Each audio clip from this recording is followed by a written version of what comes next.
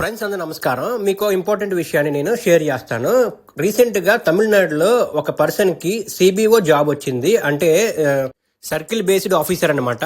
అది కూడా SBI bank లో. అయితే తను జాబ్ సెలెక్ట్ అయిన తర్వాత బ్యాంక్ ఫర్దర్ ప్రాసెసింగ్ చేసేటప్పుడు సిబిల్ స్కోర్ అనేది చాలా తక్కువ వచ్చింది అతనికి. అలా తక్కువ రావడం వల్ల బ్యాంక్ రిజెక్ట్ చేసింది అనమాట అతని జాబ్ ని.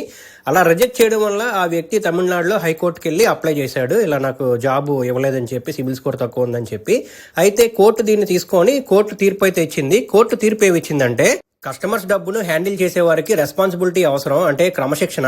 ఇలా నువ్వు సిబిల్ స్కోర్ లేకుండా మొత్తం మీద ఎగ్గొట్టేసావు డబ్బులు. సో నీలాంటి వాళ్ళ మీద బ్యాంక్ కి నమ్మకం ఎలా కలుగుతుంది? మీ బ్యాంక్ అగ్రిమెంట్ లోనే క్లియర్ గా ఉంటుంది ఇలా సిబిల్ స్కోర్ లేకపోతే జాబ్ ఇవ్వమని.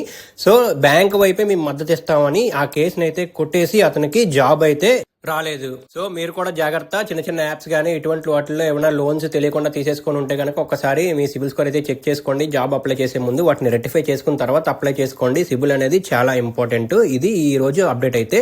వీడియో నచ్చితే లైక్ చేయండి, షేర్ చేయండి, సబ్స్క్రైబ్ చేసుకొని సపోర్ట్ చేయండి. Thank you for watching.